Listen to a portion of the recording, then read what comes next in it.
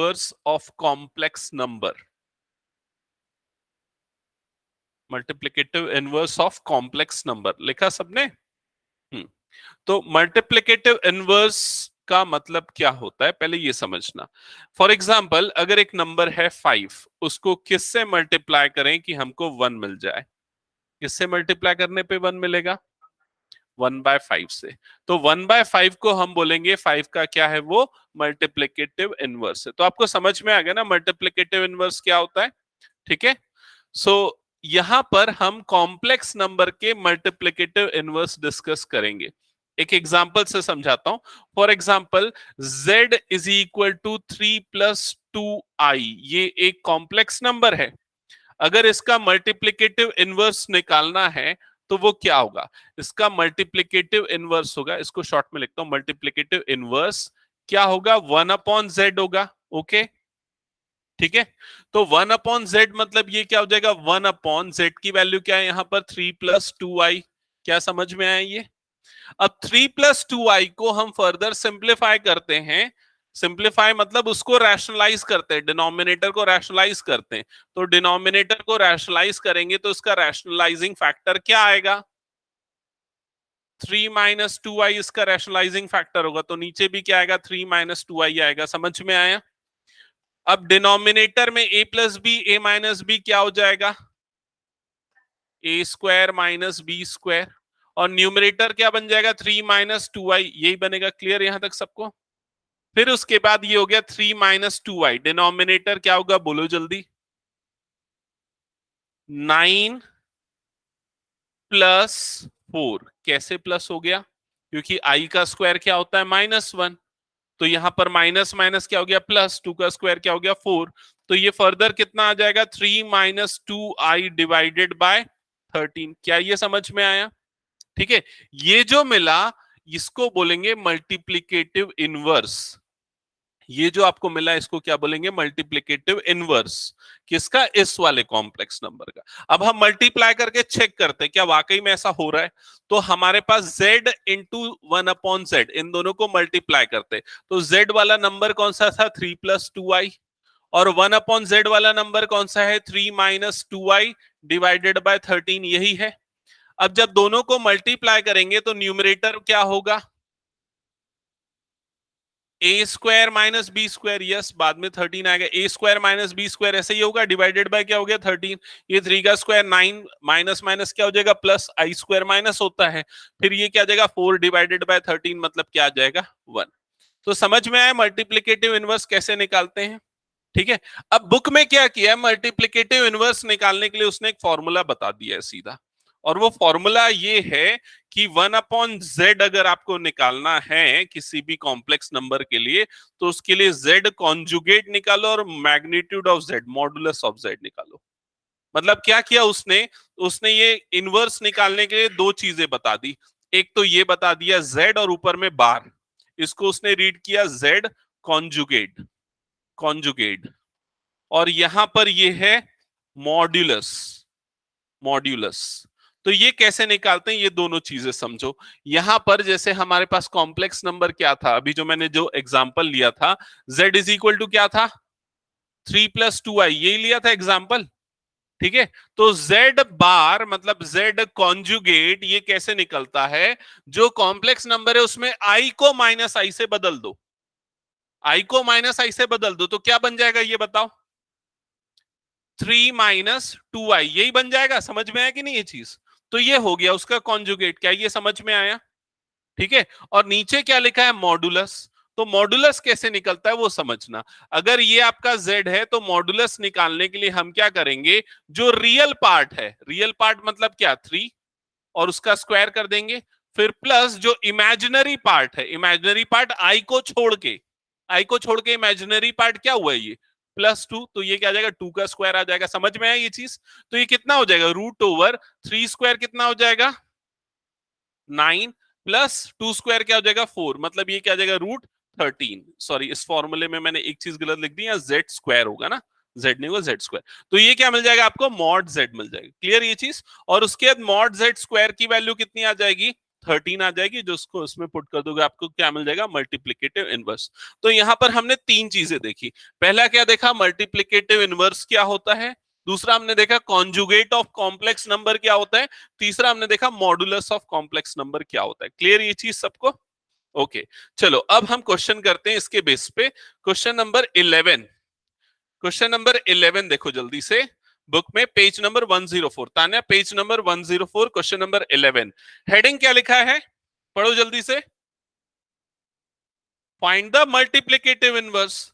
Multiplicative inverse find out करना है। और क्वेश्चन है z इज इक्वल टू, जो भी कॉम्प्लेक्स नंबर है उसको z इज इक्वल टू करके लेना। z is equal to 4 minus 3i। Clear यहां तक? ठीक है। अब मल्टीप्लिकेटिव इनवर्स का जो मैंने तरीका बताया ना अभी, ये निकालने का कौन सा, z conjugate divided by magnitude of z square, इससे निकालेंगे हम लोग। ठीक है, तो z कॉन्जुगेट क्या होगा, z कॉन्जुगेट जल्दी बताओ क्या हो जाएगा, 4 प्लस 3i हो जाएगा। तो z कॉन्जुगेट आ जाएगा 4 प्लस 3i। तान्या समझ में आया ना क्या करना है, कॉन्जुगेट निकालने? Yes sir. हाँ, z कॉन्जुगेट निकल गया। अब मैग्नीट्यूड ऑफ z क्या होगा, जल्दी बोलो। Magnitude of z under root क्या होगा, 4 स्क्वायर प्लस, हाँ, या -3 का स्क्वायर। एक्चुअली -3 का स्क्वायर लिखना चाहिए, बाद में वो पॉजिटिव ही हो जाता है। ठीक है, तो मैग्नीट्यूड ऑफ z की वैल्यू क्या आ जाएगी, 16 प्लस 9 दैट इज 25, यही होगा। और रूट 25 कितना होता है, 5। क्लियर, यहां पर मैग्नीट्यूड ऑफ z का स्क्वायर चाहिए, तो मैग्नीट्यूड ऑफ z का स्क्वायर आएगा 25। ये चीज भी क्लियर सबको? ओके अब इसके बाद इस फॉर्मूले में पुट कर देते हैं। तो 1 upon z is equal to, ये जेड कॉन्जुगेट की वैल्यू गई 4 plus 3i divided by magnitude of z square की वैल्यू क्या आ गई, 25। दैट्स इट, ये हो गया आपका मल्टीप्लिकेटिव इनवर्स। समझ में आया? इसको मल्टीप्लाई करके देख लो जेड के साथ, 1 आ रहा है कि नहीं, करके देखो एक बार, ऐसे ही देख के समझ जाओगे ना। आ रहा है 1? जब इसको z से मल्टीप्लाई करोगे तो 4 minus 3i, 4 plus 3i multiply होगा, तो a square minus b square मतलब 4 स्क्वायर 16, 3 स्क्वायर क्या हो जाएगा 9, 16 प्लस 9 25, 25 बाय 25 कट गया। क्लियर? ओके नेक्स्ट क्वेश्चन बनाओ जल्दी से, इसके जस्ट बाद वाला question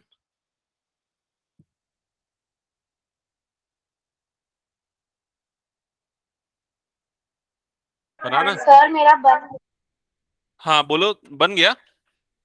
okay so next question है यहां पर, z इज इक्वल टू क्या है, z is equal to √5 plus 3i, यही है। ओके तो z कॉन्जुगेट निकाल लिया होगा आप लोगों ने, √5 minus 3i। Magnitude of z, modulus या मैग्नीट्यूड दोनों सेम है ना, क्या है मॉडुलस ऑफ z, क्या आ रहा है 48, 14, ओके √14, ठीक है। फिर उसके बाद मॉड z स्क्वायर की वैल्यू क्या आ जाएगी 14, और further 1 upon z is equal to z conjugate divided by magnitude of z square, so it will be this divided by root this divided by 14। That's it, confirm करो, आ गया क्या सबका ये? नेक्स्ट क्वेश्चन जल्दी से बनाओ, खत्म करो, फिर आगे बढ़ते हैं। Question number 13, z is equal to क्या गिवन है, -i। यस, तो हम इसको 0 - i लिख सकते हैं ना। हाँ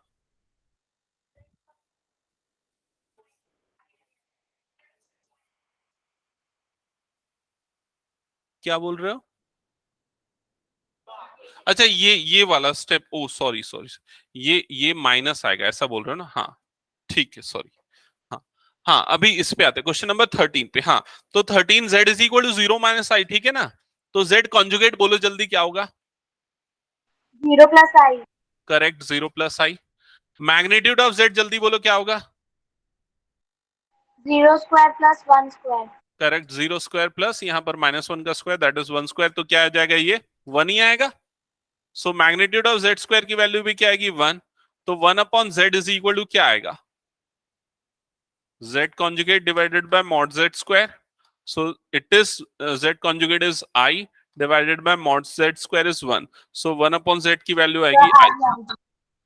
यस ठीक है, यही बोल रहे हो तान्या? हाँ, Yes, sir. जेड इनवर्स बोल सकते हैं ना, बिल्कुल। ठीक है, यही जो चीज है ना, 1/z, actually 1/z is nothing but Z inverse. Okay, तो बुक में इससे भी रेफर किया होगा उसको। ओके, तो आई थिंक आप लोगों को मल्टीप्लिकेटिव इनवर्स क्लियर हो गया होगा। अब इसके बाद ना कुछ सिंपल आइडेंटिटीज मैं आप लोगों को एक्सप्लेन कर देता हूं बुक से ही। ठीक है, आप लोग उसको समझ लो, ज्यादा लिखा नहीं रहा हूं उस पे। जैसे कि पेज नंबर 98 ओपन करो, पेज नंबर 98। ठीक है, ओपन किया। पेज नंबर 98 में अलजेब्रा ऑफ कॉम्प्लेक्स नंबर दिख रहा होगा, उसमें सबसे फर्स्ट पॉइंट क्या दिख रहा है? 98 अलजेब्रा ऑफ कॉम्प्लेक्स नंबर, उसमें क्या, addition of two complex number. और उसमें एडिशन में क्या बताया, देखो सबसे पहले लिखा है z1 is equal to a plus i b, z2 is equal to c plus i d. तो z1 प्लस z2 करेंगे तो a और c ऐड होंगे, और कौन से ऐड होंगे, b और d। दिख रहा है ना, एग्जाम्पल से क्लियर है ना? तो वो सिंपल है, हम लोग ऐसा करते भी हैं। फिर उसके बाद क्या लिखा है, क्लोजर लॉ। क्लोजर लॉ क्या लिखा है, the sum of two complex number is a complex number, वो बता रहा है, एक्सप्लेन कर रहा है। कम्यूटेटिव लॉ, कम्यूटेटिव लॉ क्या होता है, जैसे कि 1+2 और 2+1 सेम होता है ना, वैसे ही z1 प्लस z2 और z2 प्लस z1 सेम होगा, कम्यूटेटिव होता है। एसोसिएटिव लॉ, ये मेरे को लग रहा है ऐसा हमने सेट्स में भी डिस्कस किया है ना, तो आप लोगों को ये चीज तो क्लियर है। हाँ, इसके बाद लिखा है एग्जिस्टेंस ऑफ एडिटिव आइडेंटिटी और एग्जिस्टेंस ऑफ एडिटिव इनवर्स। ये दो चीजें समझ लो जल्दी से, एडिटिव आइडेंटिटी और एडिटिव इनवर्स क्या होता है। एक सेकेंड ना, additive identity, okay, so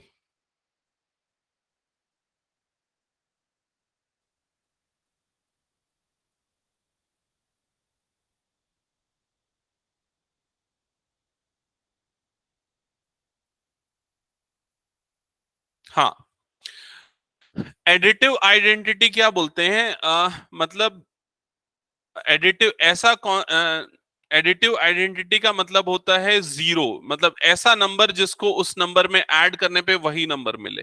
for example 5 में क्या ऐड करें कि हमको 5 मिलेगा, तो वो क्या है, जीरो। तो जीरो को बोला जाता है एडिटिव आइडेंटिटी। समझ में आ रहा है ये चीज?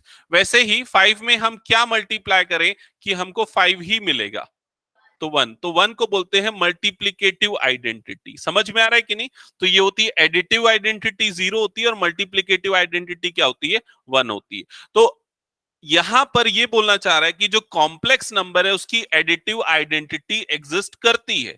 तो कॉम्प्लेक्स नंबर में एक नंबर ऐसा ऐड किया जा सकता है कि जिससे हमको सेम कॉम्प्लेक्स नंबर मिले, और वो नंबर कौन सा होगा, 0+0i। तो ये होगा उसका एडिटिव आइडेंटिटी एग्जिस्टेंस। क्लियर हुआ ये चीज? और वही चीज उसमें बता रहा है कि एडिटिव इनवर्स क्या होगा। हाँ, अब इसके बाद एक और टर्म आई है उसके जस्ट बाद, अगर आप देखोगे तो एडिटिव इनवर्स। तो सपोज z एक कॉम्प्लेक्स नंबर है 2+3i। ठीक है, z में क्या ऐड करें कि हमको एडिटिव आइडेंटिटी मिल जाए, मतलब जीरो मिल जाए, क्या ऐड करने पे जीरो मिलेगा, -z ऐड करने पे। तो -z को बोला जाएगा इसका एडिटिव इनवर्स। जैसे मल्टीप्लिकेटिव इनवर्स कैसे निकालते हैं हम 1/z से, वैसे एडिटिव इनवर्स कैसे निकालेंगे, सिंपली -z से। क्या ये चीज क्लियर हो गया? हालांकि ये ज्यादा यूज नहीं होता है, अब लिखा है फॉर्मूले में तो हम डिस्कस कर लेते हैं। वैसे ही ये भी हमने एडिशन के लिए देखा, वही सारी चीजें यहां पर उसने मल्टीप्लीकेशन के लिए भी एक्सप्लेन की हुई है। तो मल्टीप्लिकेटिव इनवर्स जो मैंने अभी आपको निकालना बताया, सेम चीज यहां पर भी शो की हुई है। ठीक है, चलो इसके डिटेल में आगे हम नहीं जाते। और कुछ चीजें इसमें जो इंपॉर्टेंट है, पेज नंबर 101 पे कुछ आइडेंटिटीज है जो सिंपल नॉर्मल अलजेब्रा में भी अप्लाई होती है, वो यहां पर भी होंगी। तो a+b² वाली आइडेंटिटी अप्लाई होगी, a-b², a+b³ a-b³ a² - b²।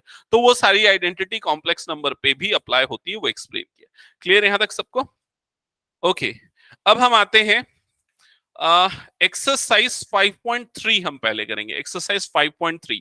तो जल्दी से ओपन करना एक्सरसाइज 5.3। 5.2 अभी मैं इसलिए नहीं करवा रहा हूं क्योंकि उसमें ट्रिग्नोमेट्री का थोड़ा पार्ट यूज होगा। ठीक है, तो पहले ट्रिग्नोमेट्री डिस्कस करेंगे, फिर 5.2 करेंगे। तो 5.3 एक्सरसाइज में क्वेश्चंस क्या क्या है, एक बार पढ़ना। क्वेश्चन क्या लिखा है अक्षत? सॉल्व करना है इक्वेशंस को। कौन से इक्वेशंस है, कौन से टाइप के इक्वेशंस है? क्वाड्रेटिक इक्वेशंस है। तो फर्स्ट इक्वेशन क्या लिखा है, जल्दी बोलो। x² + 3 is equal to 0। आपको इस क्वाड्रेटिक इक्वेशन को सॉल्व करना है। कैसे करेंगे solve? Simply x square is equal to क्या हो जाएगा यहाँ पर? -3, ऐसा ही होगा। फिर उसके बाद x इज इक्वल टू क्या हो जाएगा? रूट ओवर -3, ऐसा ही होगा। रूट लगा रहे हैं तो यहाँ पर क्या आ जाएगा? प्लस माइनस आ जाएगा। तो x इज इक्वल टू क्या आ गया? Plus minus root of -3। क्या यहां तक समझ में है आपको?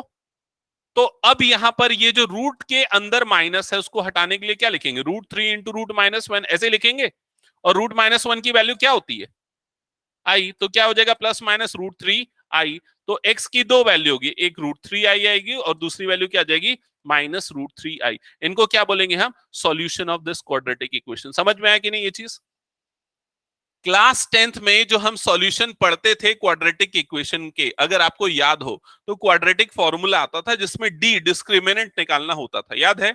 तो डिस्क्रिमिनेंट नेचर ऑफ रूट्स बताता था। आप लोगों को याद होगा, अगर डिस्क्रिमिनेंट ग्रेटर देन 0 तो क्या होते थे? रूट्स का नेचर क्या होता था? Real and what? Yes, real and unequal या different. Okay, when D is equal to 0 तो रूट्स का नेचर कैसा होता था? Real and equal. और एक कंडीशन आती थी डी लेस देन 0, जब डिस्क्रिमिनेंट नेगेटिव आता था तो हम क्या लिखते थे? हम लिखते थे no real root Imaginary root. या imaginary roots. Correct, no real roots और we can say imaginary roots. Imaginary roots. तो यहां पर ना जितने भी क्वेश्चंस हम सॉल्व करेंगे इस एक्सरसाइज में, सभी में इमेजिनरी रूट्स आने वाले हैं। मतलब सब में डिस्क्रिमिनेंट क्या आने वाला है? लेस देन 0 आने वाला है। तो जैसे यहां पर अगर आप देखोगे ना, देखो रूट हमने निकाला, एक्स की दो वैल्यू निकाली और दोनों वैल्यू क्या आ रही है? इमेजिनरी आ रही है। क्लियर ये चीज? बना लोगे क्वेश्चंस? चलो फटाफट चालू करो बनाना। ये एक्सरसाइज अभी खत्म करना आप लोगों का आज का टास्क है। फिर उसके बाद एक क्लास और उसके बाद हम ये चैप्टर ही खत्म कर सकते हैं, 1 या 2 क्लास के अंदर। हाँ, ग्राफ रफ इनके पार्ट में है ही नहीं, वो आईसीएससी में है। और ग्राफ का ज्यादा क्वेश्चंस वैसे भी डिलीटेड हो गया आजकल तो, क्योंकि ट्रिग्नोमेट्री का भी पूरा ग्राफ डिलीटेड हो गया है आईसीएससी से। तो सेकंड वाला बन गया। बन गया? क्या है रूट्स? Sir -1 ± √7i/4। -1 ±√7i/4, यही आया ना?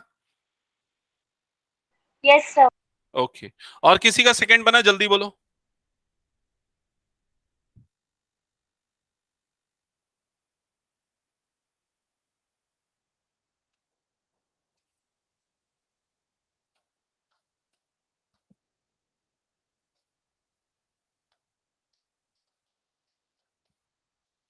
2x² + x + 1, तो x is equal to -b plus minus √b² - 4ac/2a। किसी का आया क्या?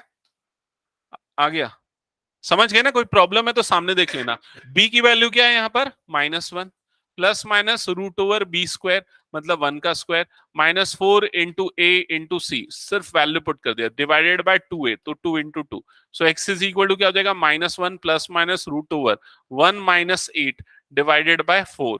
सो x is equal to -1 plus minus √-7 divided by 4। So x is equal to -1 plus minus √7i divided by 4। ये आ गया आंसर। ठीक है, जल्दी बनाते चलो नेक्स्ट। नहीं, इतना छोड़ दोगे चलेगा। हाँ, किस में, कौन से स्कूल में पढ़ा था? अच्छा, एलन में पढ़ रहा था जब। ओके, है उसमें है, बहुत सारी चीजें हैं, लेकिन वो इन लोगों के में दी आईसीएसई में, वो भी उतना ज्यादा नहीं, ग्राफ ड्राफ्ट तो डिलीटेड है। हम्म। सर थर्ड वाला भी बन गया। ओके। हाँ। हम्म।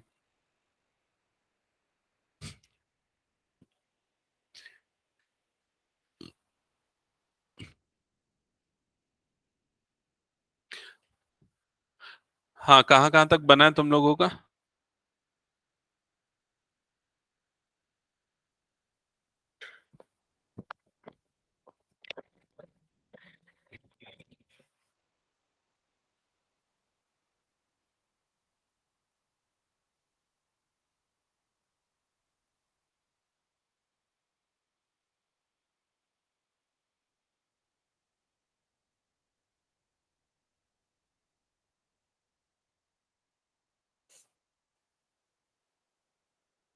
यही बताओ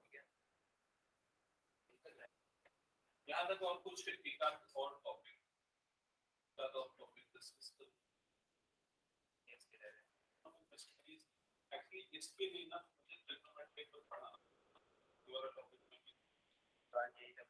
हाँ नहीं इसके से कुछ अच्छे क्वेश्चन है मैं टेक करवा जैसे कि क्वेश्चन नंबर 1 2 3 एक क्वेश्चन से कि आज नेक्स्ट क्लास को कॉम्प्लेक्स करना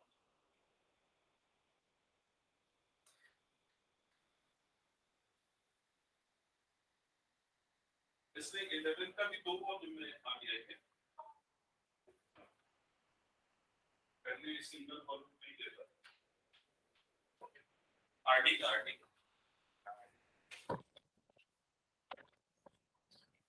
हाँ थर्ड और किसी का बना हो गया क्या है रूट्स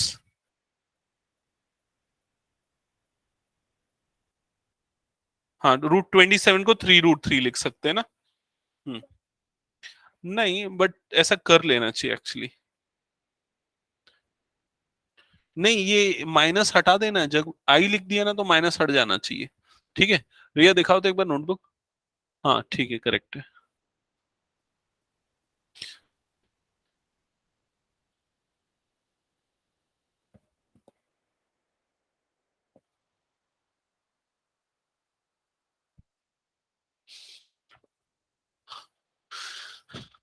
अच्छा एक काम करो मेरे ख्याल से 3 तक तो 4 तक तो लगभग सब लोगों ने बना लिया है ना क्वेश्चन नंबर 8 करेंगे सीधा क्वेश्चन नंबर 8 पे जंप कर लेना बाकी तो सेम टाइप के क्वेश्चन है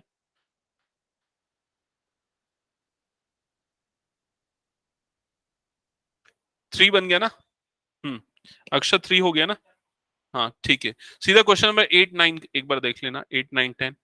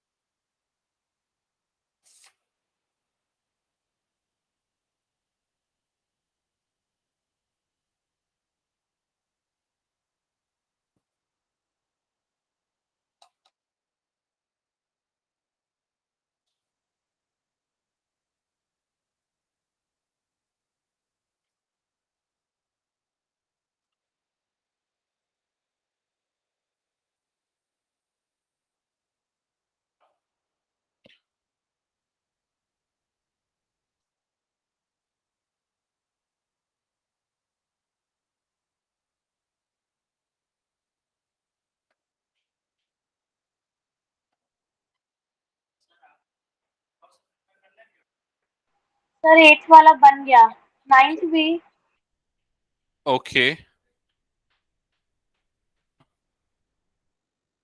हाँ ठीक है बुक से चेक कर लो एक बार आंसर मैच कर लो ओके हाँ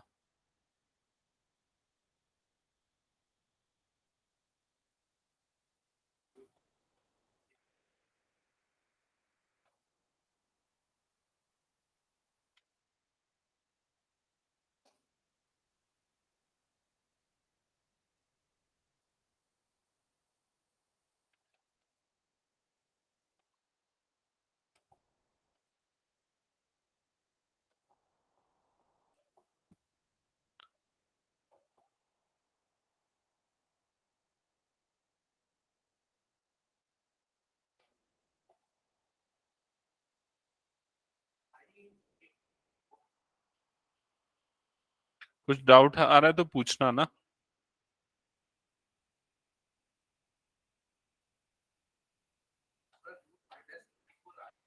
हाँ तो √34i कैसे रूट से 34 थोड़ी निकलेगा इधर समझ पहले √-5 है तो इसका मतलब क्या होता है √-1 इंटू 5 इसका मतलब √-1 इंटू √5 तो ये बनेगा i और ये बन गया √5 ठीक है 8 बन गया सबका आंसर आ गया ना ठीक है ओके मेरे ख्याल से बाकी सब बना दोगे क्या छोड़ दें क्या होमवर्क के लिए एक बार बता दो हो जाएगा ना सबसे रिया आयुषी हो जाएगा ना हाँ ठीक है तो अब हम आगे बढ़ जाते हैं सीधा। अभी देखो मैं यहाँ पर ये चीजें तो आप लोगों को ऑलरेडी एक्सप्लेन कर चुका था ना, यहाँ पर कॉम्प्लेक्स नंबर का स्टैंडर्ड फॉर्म, कॉन्जुगेट और उसका मॉडुलस क्या होता है। अब ना कुछ और टर्मिनोलॉजी मैं आपको बताता हूं। देखो जैसे अगर मैं लिखता हूं R E under bracket Z, इसका मतलब क्या है पता है क्या? R E under bracket Z और I M under bracket Z, हाँ इसका मतलब है रियल पार्ट ऑफ जेड। तो यहाँ रियल पार्ट किसको बोलेंगे हम? ए को। तो रियल पार्ट ऑफ जेड क्या हो जाएगा? ए। इमेजिनरी पार्ट ऑफ जेड तो वो क्या है यहाँ पर? बी। तो इमेजिनरी पार्ट ऑफ जेड क्या हो जाएगा? बी। क्लियर ये चीज? ये टर्म्स यूज होंगे आगे इसलिए मैं बता रहा हूं। अब उसके बाद कुछ प्रॉपर्टीज मैं आप लोगों को बता देता हूं जो कि कॉन्जुगेट और मॉडुलस पे बेस्ड है, ये लिख लेना क्योंकि अभी हम इसको यूज करेंगे। ये प्रॉपर्टी आपको आपकी बुक में भी दिख जाएगा और ये प्रॉपर्टी है बुक में पेज नंबर,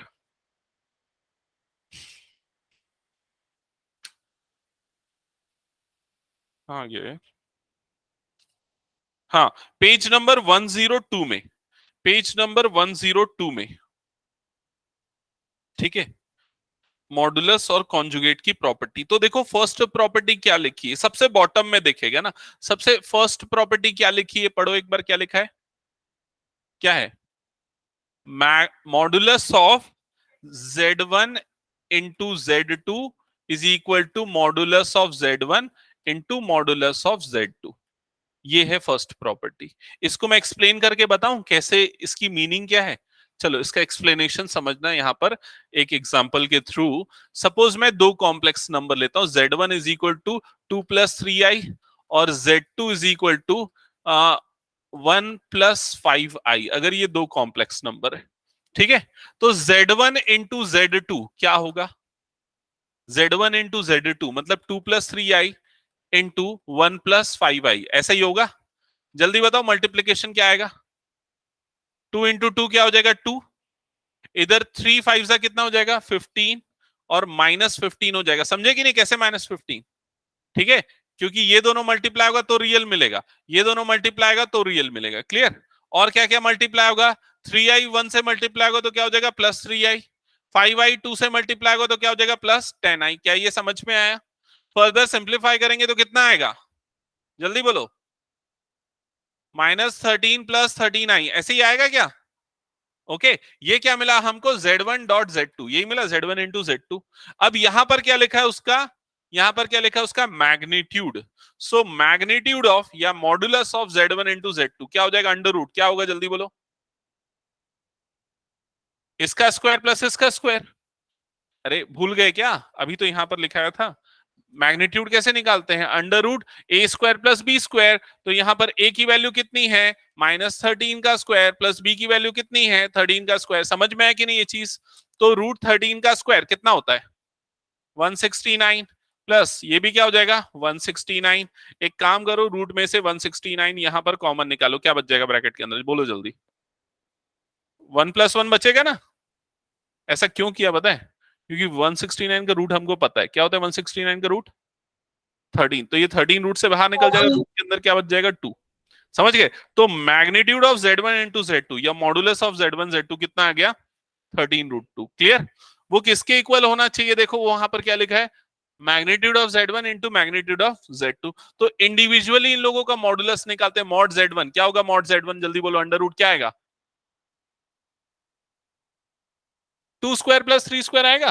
2 स्क्वायर क्या होता है? 4। 3 स्क्वायर कितना होता है? 9। तो z1 क्या आ जाएगा इधर पे? √13। ऐसे ही होगा magnitude of z1 actually, modulus of z1। Modulus of z2 जल्दी बोलो। रूट ओवर क्या आएगा? 1 स्क्वायर प्लस 5 स्क्वायर। ऐसे ही होगा। 1 स्क्वायर कितना होता है? 1। 5 का स्क्वायर कितना होता है? 25। 25 प्लस 1 क्या आ जाएगा? 26। तो ये क्या आ जाएगा? √26। क्या ये समझ में आया? फिर दोनों को मल्टीप्लाई करते हैं। Mod z1 mod z2 is equal to कितना होगा? √13 इंटू √26। ये दोनों जो निकला है मल्टीप्लाई कर दिया तो कितना आ जाएगा? रूट के अंदर 13 इंटू 26। फिर वही 26 को क्या लिखेंगे? 2 इंटू 13। तो एक 13 का पेयर बाहर निकल जाएगा तो क्या जाएगा? 13√2। यही आएगा। तो देखो दोनों सेम आया कि नहीं? ये प्रॉपर्टी समझ में आई फर्स्ट वाली, और कैसे उसको अप्लाई करना ये चीज क्लियर हुआ। सेकेंड प्रॉपर्टी क्या लिखी है? जल्दी पढ़ो। सेकेंड प्रॉपर्टी क्या लिखी है? बोलो जल्दी से। Modulus of Z1 upon Z2 is equal to what? Mod Z1 upon mod Z2। Clear हुआ ये चीज? ऐसे ही होगा, बन जाएगा ना ये चीज भी। हाँ, इसके बाद थर्ड प्रॉपर्टी जल्दी बोलो क्या लिखा है? Z1 Z2 और उसके बाद ऊपर में वो बड़ी सी लाइन है, उसका मतलब क्या होता है?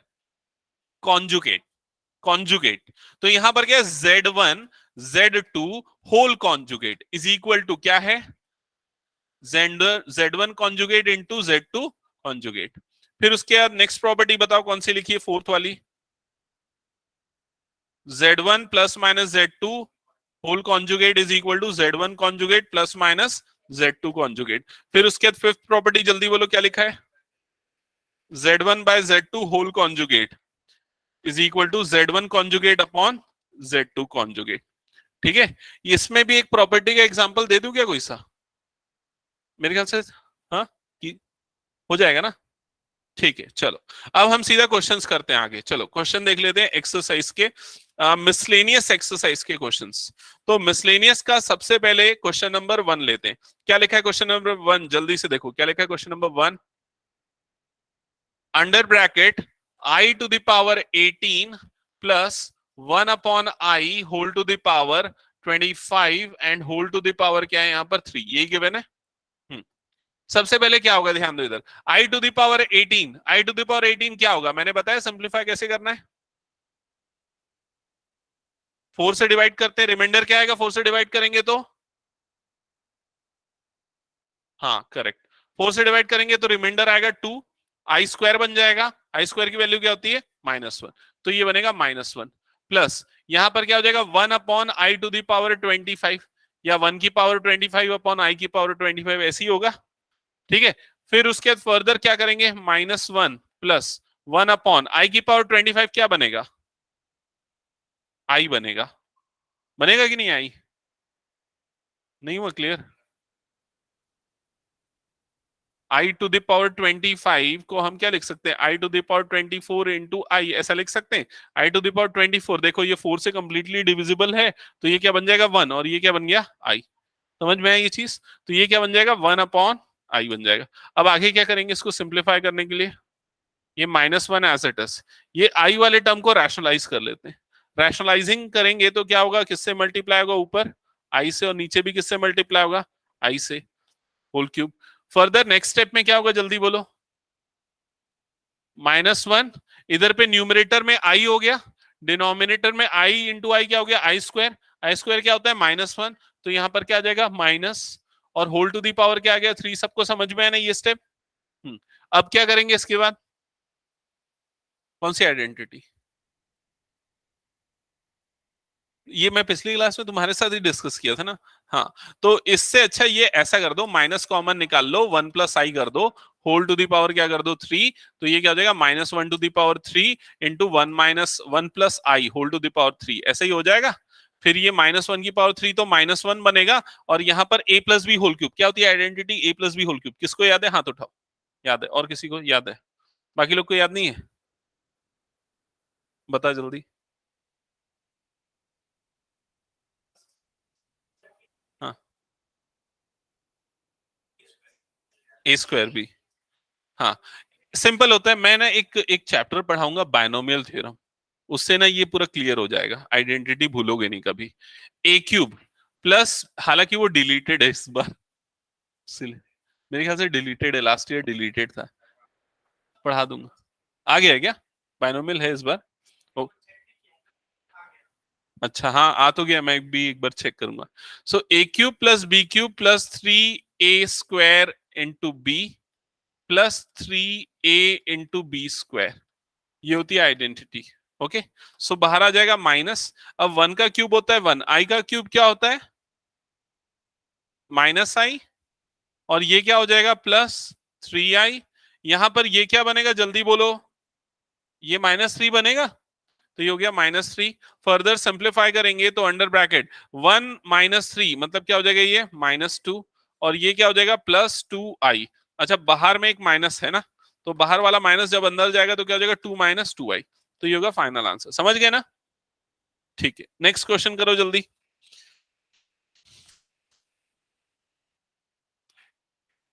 अच्छा, नेक्स्ट क्वेश्चन के पहले ये थर्ड वाला कर लो, सेकंड के पहले थर्ड कर लो, क्योंकि वो सिमिलर टाइप का है, फर्स्ट के जैसा है। तान्या बन गया ना ये वाला क्वेश्चन? Yes okay.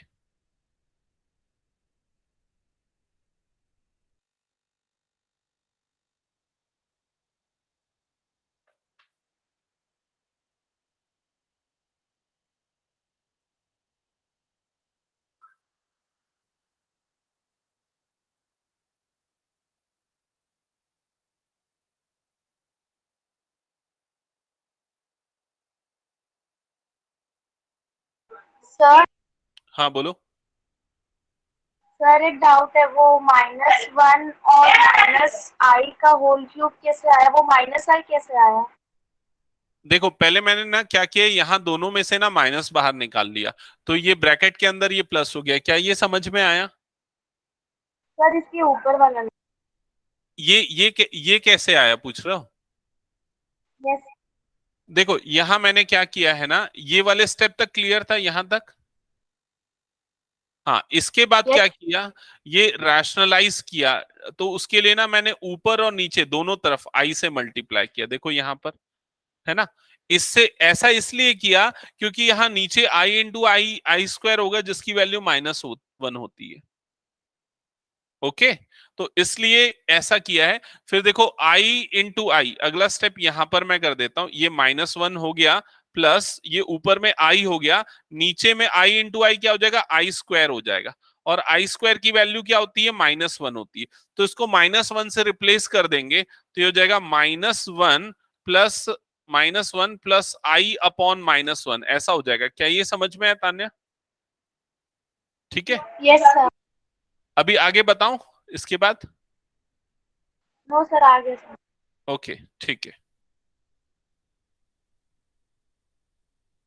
हाँ, किसी का बना क्या नेक्स्ट क्वेश्चन? अदिति नहीं बन रहा है, प्रॉब्लम?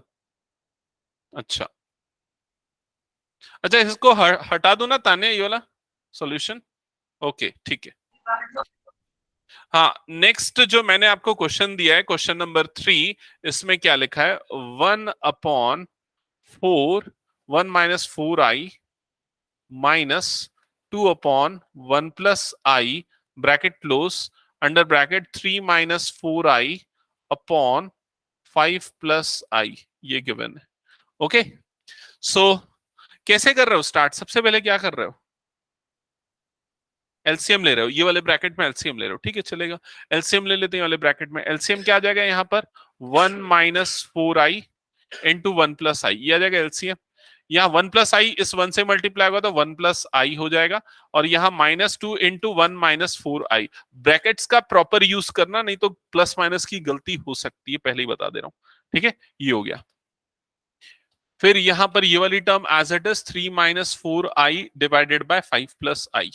उसके बाद नेक्स्ट स्टेप में ये वाला ब्रैकेट सॉल्व कर रहे होगे, तो यहाँ डिनोमिनेटर वाली टर्म जब ब्रैकेट ओपन होगा तो 1 × 1 1 हो जाएगा, हो जाएगा -4i + i, और यहाँ पर -4 × i²। ऐसी 4 टर्म बनेगी, ऊपर में 1 + i -2 + 8i, ऐसा कुछ बनेगा। सेकेंड वाले ब्रैकेट को एज इट इज अभी रख रहे होगे शायद, देखते चलना, अप्रोच अलग अलग हो सकती है, बट अल्टीमेट सॉल्यूशन सेम आना चाहिए। फिर उसके बाद डिनोमिनेटर में ये वाली दोनों टर्म्स ऐड होके बन जाएगी -3i, और यहां पर ये वाली टर्म बन जाएगी +4, फिर +4 और +1 मतलब 5 - 3i, ये बन रहा है। न्यूमरेटर में क्या होगा, ये वाली और ये वाली टर्म ऐड हो जाएंगी तो 9i हो जाएगा, तो -1 + 9i। चेक करो यहां तक का सॉल्यूशन सेम आया क्या, अगर ऐसा सॉल्व किया तो। अदिति बना? अच्छा ओके। इस स्टेप के बाद फिर अब ब्रैकेट ओपन करोगे तो न्यूमरेटर और डिनोमिनेटर्स आपस में मल्टीप्लाई हो जाएंगे। चेक करना इसके बाद, देखो सॉल्यूशन कैसे होगा।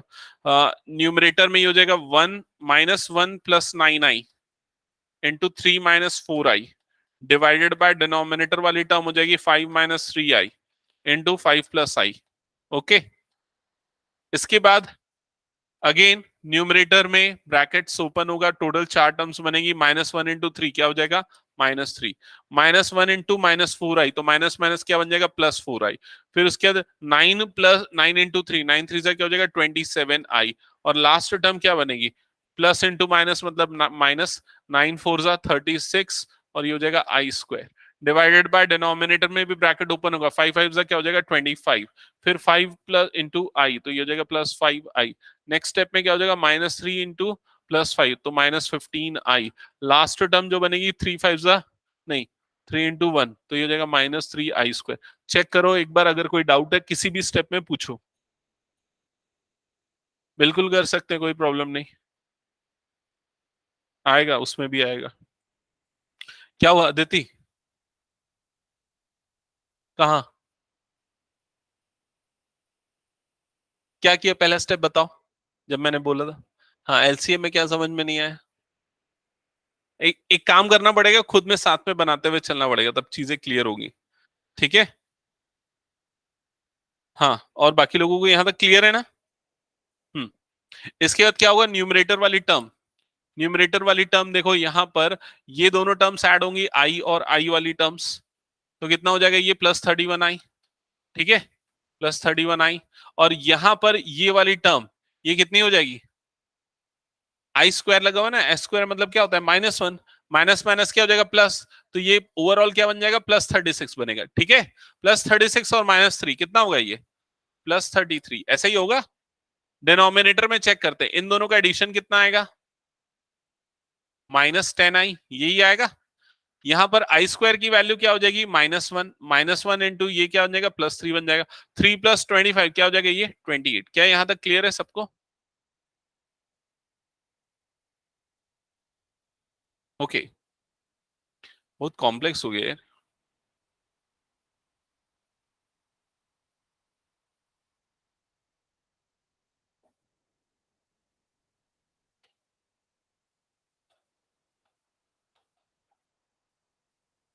सर इस बन गया मेरा। क्या आया,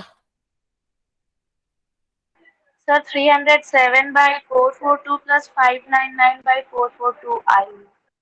अच्छा मतलब बहुत बड़ा आंसर आ ही रहा है। हम्म,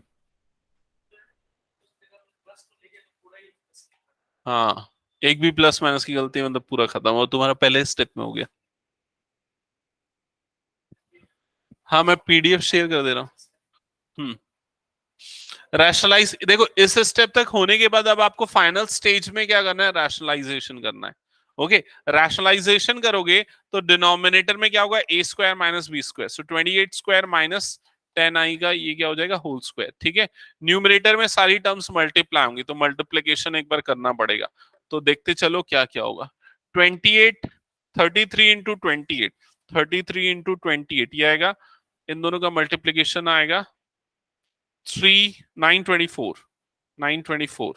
फिर 31 इंटू 28, 31 इंटू 28, इन दोनों का मल्टीप्लीकेशन आएगा +868i। फिर उसके 10 इंटू दिस, तो +330i, और उसके बाद फिर +310i², तो टोटल ये टर्म्स बनेंगी। ओके, फर्दर यहां पर ये वाली टर्म तो ठीक है, ये वाली टर्म क्या बन जाएगी, i², इसलिए क्या हो जाएगा -310। ओके, तो 924 - 310, तो ये कितना बन जाएगा 614।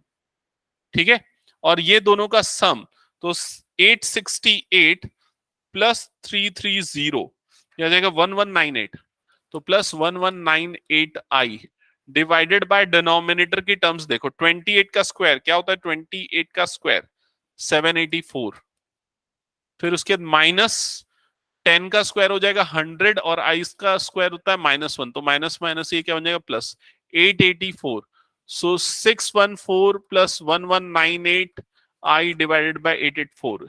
ताने यही आ रहा है क्या आंसर। Yes sir. ओके, बाकी लोग चेक करो एक बार। कैलकुलेशन तो ठीक है, हमने तो कर लिया, इसको देखो एक बार, ये वाले स्टेप्स क्लियर है ना। आपको देखो 2-3 अप्रोचेस हो सकती है। पहला तो ये कि ये ब्रैकेट को एलसीएम लेके सॉल्व करो, जैसे मैंने किया है। फिर उसके बाद मल्टीप्लाई कर दो, और लास्ट स्टेप में क्या करो, रैशनलाइज कर दो। दूसरी अप्रोच क्या हो सकती है पता है, वो थोड़ी ज्यादा कॉम्प्लिकेटेड है, कि इसका पहले डिनोमिनेटर रैशनलाइज करो, इसका डिनोमिनेटर रैशनलाइज करो, सबके डिनोमिनेटर को रैशनलाइज कर लो, फिर उसके बाद में जाके ऐड सब्सट्रैक्ट मल्टीप्लाई करो, लेकिन वो ज्यादा टफ हो जाएगा। ठीक है, वो भी कर सकते हो, इसको इससे मल्टीप्लाई करो, इसको इससे मल्टीप्लाई करो, फिर बाद में सब्सट्रैक्ट करो, बट वो भी थोड़ा सा लंबा होगा ऐसा लग रहा है मुझे, ये सबसे आसान मुझे लगा। ठीक है, तो मैं पीडीएफ शेयर कर दूंगा, अगर नोट नहीं किया समझ में आना, लेकिन बनाना कंपलसरी ना, बिना बनाए वो चीजें क्लियर नहीं होंगी कि आपकी गलतियां कहां हो रही है। ओके, नेक्स्ट क्वेश्चन पे मूव करते हैं। नेक्स्ट क्वेश्चन जल्दी से देखना। सेकेंड क्वेश्चन हमने स्किप किया था ना, चलो क्वेश्चन नंबर सेकंड कर लेते हैं जल्दी से। क्या लिखा हुआ है देखो क्वेश्चन 2 में, for two complex number Z1 and Z2, दो कॉम्प्लेक्स नंबर है Z1 एंड Z2, और आपको प्रूफ करना है, प्रूफ दैट, क्या प्रूफ करना है एक बार जल्दी से पढ़ अक्षर। हाँ, कोई भी। Z1 Z2 रियल लिखा है उसमें, real part of Z1 Z2, okay, equal to real part of Z1 into real part of Z2 minus imaginary part of Z1 into imaginary part of Z2, ये आपको प्रूफ करना है। तो क्या approach होनी चाहिए, क्या लगता है कैसे करें? हाँ हाँ, अदिति कैसे करना चाहिए?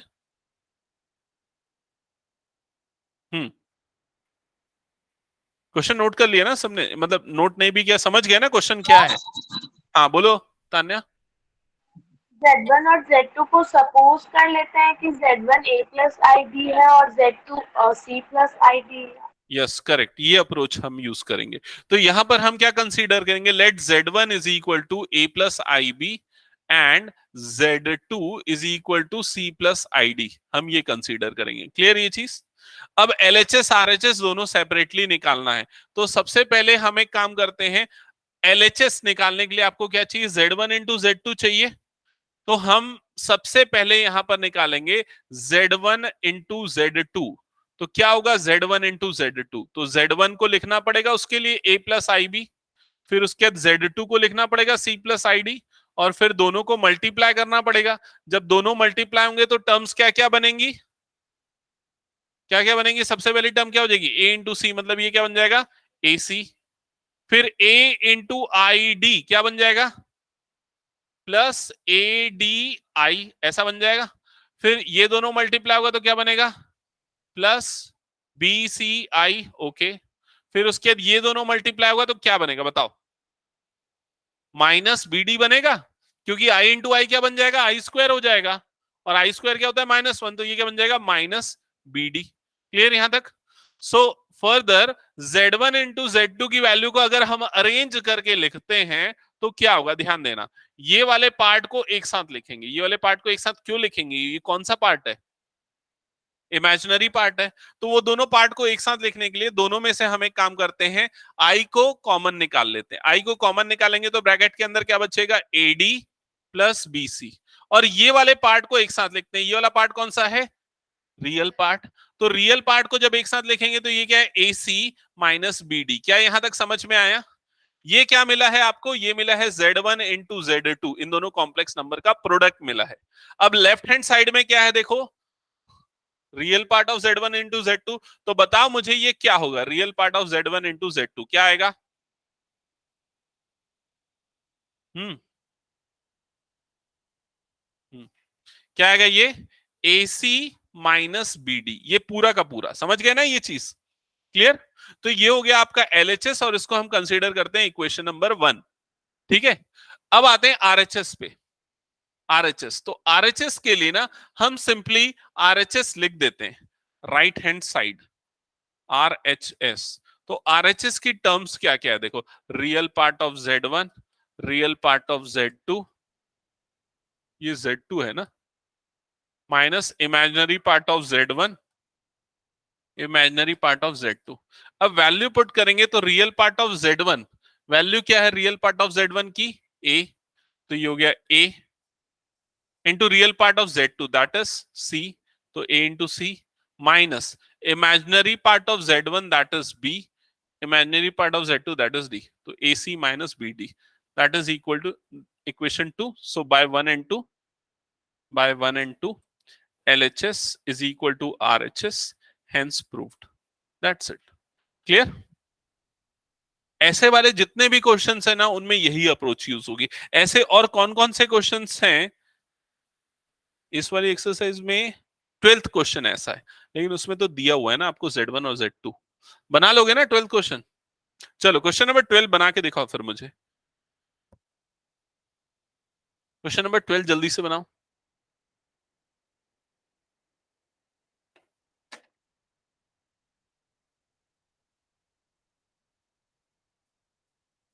तान्या क्लियर ना? Yes okay. सर.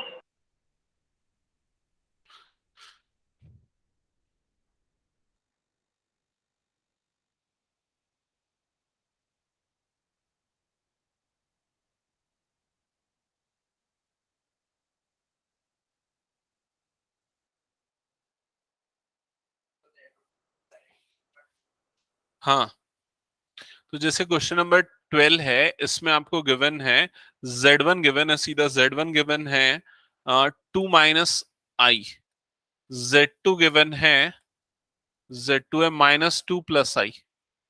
ठीक है, और आपको फाइंड करना है. क्या फाइंड आउट करना है? सबसे पहले फर्स्ट में real part of Z1 Z2 upon Z1 conjugate, ऐसा है ना, Z1 कॉन्जुगेट. फिर सेकेंड पार्ट में फाइंड आउट करना है imaginary part of 1 upon Z1 into Z1 conjugate. Second part है.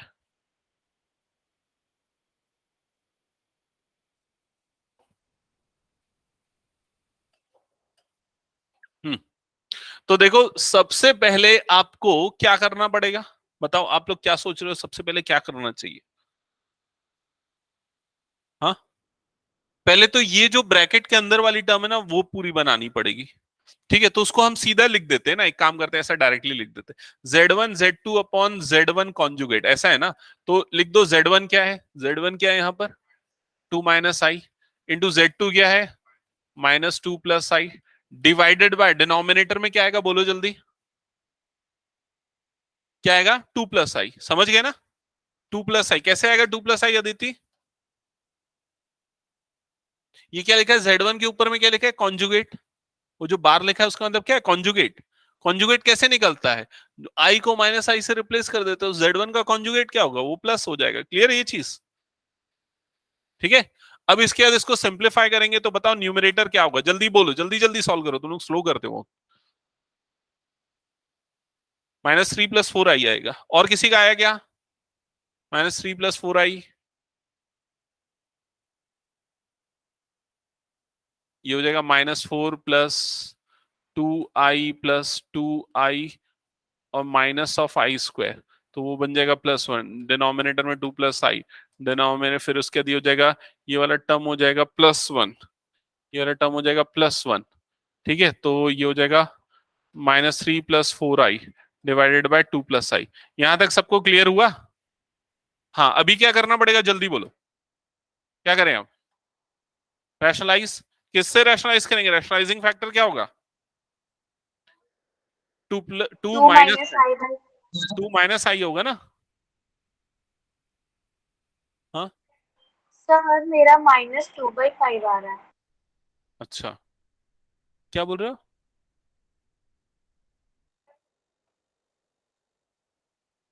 अच्छा, ये डिनोमिनेटर 2 + i है, लेकिन वो फैक्टर 2 - i हम बोलेंगे. यस, ठीक है. सो डिनोमिनेटर में a² - b², सो 2² - i², ऐसे ही होगा. और न्यूमरेटर में क्या होगा, जल्दी बोलो, क्या आएगा जब दोनों मल्टीप्लाई होगा? तो -6, ये क्या हो जाएगा, माइनस माइनस +3i, फिर क्या हो जाएगा 4 2 8i, फिर उसके बाद ये दोनों को मल्टीप्लाई होगा तो क्या हो जाएगा -4i², ऐसे ही होगा. फर्दर नेक्स्ट स्टेप में ये क्या हो जाएगा, -6, 3 + 8 क्या हो जाएगा 11i, ये क्या हो जाएगा +4 बन जाएगा, ये +4 डिवाइडेड बाय 2 का स्क्वायर क्या हो जाएगा 4, i का स्क्वायर क्या होता है -1, माइनस माइनस क्या हो जाएगा +1. समझ रहे हो ना ये चीज? ज्यादा फास्ट तो नहीं हो रहा है. Z1 Z2 upon Z1 conjugate is equal to, numerator क्या हो जाएगा फिर उसके बाद -2 plus 11i divided by 5। Tania यही आया? Yes sir, -2/5. ठीक है, ओके। सो फाइनली आपको क्या पूछ रहा है, रियल पार्ट ऑफ, अच्छा इसको सेपरेट कर देते फिर, रियल पार्ट सेपरेट कर देते, Z1 into Z2 upon Z1 conjugate that is equal to -2 upon 5 plus 11 upon 5i। Separate करेंगे डिनोमिनेटर को। So real part of Z1 into Z2 upon Z1 conjugate is equal to आएगा -2/5। That's it. सबको clear ये question? Second part जल्दी से आप लोग solve करो, फिर छुट्टी, ये लास्ट है। हम्म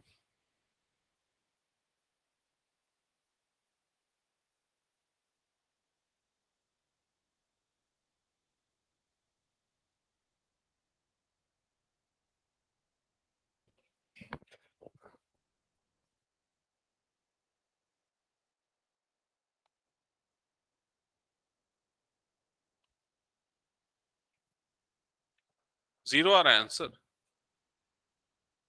Yes sir, 0 आ रहा है. ओके,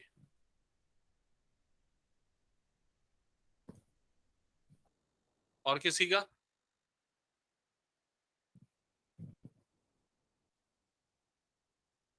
आ गया 0, ठीक है। So Z1 into Z1 conjugate 2 minus I और -2 प्लस आई, क्या है इन दोनों को प्रोडक्ट करने पे वही है 5। ओके 5 आया। सो इमेजिन इसका 1 अपॉन है ना, सो ये हो जाएगा 1 upon Z1 into Z1 conjugate is equal to 1/5। So 1/5 plus 0i। So imaginary part of 1/Z1 into Z1 conjugate is equal to 0। That's it. किसी को कोई डाउट इसमें तो पूछ लो, कोई डाउट नहीं ना? तो नेक्स्ट क्लास में हम क्या करेंगे, ये जो और क्वेश्चंस बचे हैं मिसलेनियस के उसको कंप्लीट कर लेंगे। और एक एक्सरसाइज कौन सी मिस हुई हमारी, 5.2। 5.2 में एक्चुअली क्या है ना, कॉम्प्लेक्स नंबर का ग्राफिकल रिप्रेजेंटेशन और उसका पोलर फॉर्म रिप्रेजेंटेशन आता है। वो सबसे इंपॉर्टेंट और टफ चीज होती है। क्या होता है, जैसे आप लोगों ने पहले पढ़ा है छोटी क्लासेस तक, क्या पढ़ा है, रियल नंबर। रियल नंबर क्या होते हैं, हर वो नंबर जो इस नंबर लाइन में आता है that is called real number. But complex number को अगर ग्राफिकली शो करना है तो कैसे करेंगे बताओ? जैसे अगर कोई नंबर है 2 + 3i, तो 2 तो रियल पार्ट है, 2 को तो आप नंबर लाइन में शो कर दोगे, +3i को कैसे करेंगे? तो इसके लिए ना एक प्लेन बनता है जिसको बोलते हैं कॉम्प्लेक्स प्लेन। तो ये वाली जो लाइन होती है ना, एक्स एक्सिस वाली लाइन, उसको बोलते हैं रियल नंबर लाइन। और एक और लाइन बनाते हैं इस तरह से, वाई एक्सिस वाली, और इसको बोलते हैं इमेजिनरी नंबर लाइन। ठीक है, अब जैसे ये नंबर आ गया कौन सा है, 2 + 3i, तो ये नंबर कहां पर आएगा, 2 + 3i वाला। एक्स में हम क्या लेंगे, 1 और 2, 2, और y में इसका इमेजिनरी पार्ट कितना है, 3, तो ये क्या हो जाएगा 1 2, और ये क्या आ जाएगा 3। समझ में आई ये चीज? तो यहां पर ये जो पॉइंट आएगा, इस पॉइंट का कोऑर्डिनेट एक्चुअली क्या है, 2, 3, या फिर हम क्या बोल सकते हैं, ये जो नंबर है ये 2 + 3i वाला कॉम्प्लेक्स नंबर है। समझ में आया कि नहीं ये चीज? तो इस नंबर को जब हम यहां पर लोकेट करते हैं, जब आइडेंटिफाई करते हैं, तो ये कुछ ना कुछ एंगल बनाता है एक्स एक्सिस से। समझ रहे हो कि नहीं ये चीज? और ये एंगल की जो वैल्यू होगी वो कौन से क्वाड्रेंट में आएगी, फर्स्ट क्वाड्रेंट में। थीटा की जो वैल्यू होगी वो फर्स्ट क्वाड्रेंट में आएगी। क्लियर ये चीज? अगर मान लो कॉम्प्लेक्स नंबर ऐसा हुआ, 2 -2 + 3i, तो कहां पर आएगा ये बताओ, कॉम्प्लेक्स नंबर यहां पर आ जाएगा, इस जगह पे आ जाएगा। समझ में आएगी नहीं ये चीज? तब ये जो एंगल बनेगा, तो वो एंगल कौन से क्वाड्रेंट में आएगा, सेकंड क्वाड्रेंट में। सेकंड क्वाड्रेंट में है ना, ये फर्स्ट क्वाड्रेंट, ये सेकंड क्वाड्रेंट, ये थर्ड क्वाड्रेंट, ये फोर्थ क्वाड्रेंट, ऐसे होते ना क्वाड्रेंट। ठीक है अदिति, इसको बोलते हैं फर्स्ट क्वाड्रेंट, इसको बोलते हैं सेकंड क्वाड्रेंट, इसको बोलते हैं थर्ड क्वाड्रेंट, और इसको बोलते हैं फोर्थ क्वाड्रेंट। बोलो जल्दी क्या बोल रहे हो? हाँ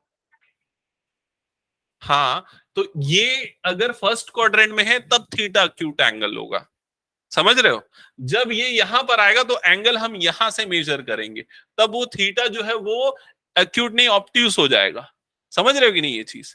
और जब अगर मान लो आपका नंबर ऐसा हुआ -2 -3i, तो वो वाला नंबर कहां पर लोकेट होगा, थर्ड क्वाड्रेंट में लोकेट होगा। समझ में आ रहा है कि नहीं ये चीज? और अगर आपका नंबर ऐसा हुआ कि 2 माइनस 3i, तो ये नंबर कहां पर आएगा?